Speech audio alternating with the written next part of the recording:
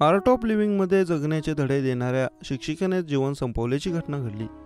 मुंबईतील तरुणी हिमाचल प्रदेशच्या आर्ट ऑफ लिव्हिंगचं काम करत होती। तिथून ती थेट अलिबाग आली आणि तिथं एका कॉटेजमध्ये विष प्राशन करून तिने आपलं जीवन संपवलं। तिने सुसाईड नोटही लिहून ठेवली आहे। त्यात तिनं हॉटेल आणि जेवणाचे पैसे ठेवले असल्याचा उल्लेखही केला जात आहे। याबाबत मिळालेली माहिती अशी की आत्महत्या केलेल्या तरुणीचं नाव नेहा पोद्दार असं आहे। मुंबईत गोरेगाव इथे राहणारी 34 वर्षीय नेहा आर्ट ऑफ लिव्हिंगची शिक्षिका होती। ती हिमाचल प्रदेशातून परतल्यानंतर कुरुळ इथं एका कॉटेजमध्ये रूम बुकिंग करून राहत होती।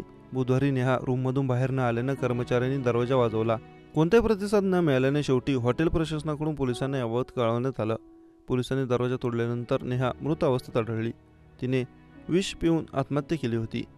आत्महत्येआधी नेहाने सुसाईड नोटही लिहून ठेवली होती। त्यात तिने हॉटेल आणि जेवणाचे पैसे ठेवल्याचा उल्लेख केलाय। तसंच आपल्या मृत्यूला कोणालाही जबाबदार धरू नये असंही म्हटलंय। मागील काही दिवसांपासून ती तणावाखाली होती अशी माहिती सूत्रांनी दिली। नेहाचा मृतदेहाचा पंचनामा झाला नंतर तिचा मृतदेह शवविच्छेदन करून तिच्या नातेवाईकांकडे सोपवण्यात आला आहे। दरम्यान तिच्या मृत्यू प्रकरणी पोलिसात नोंद करण्यात आली असून अधिक तपास सुरू केला जात आहे।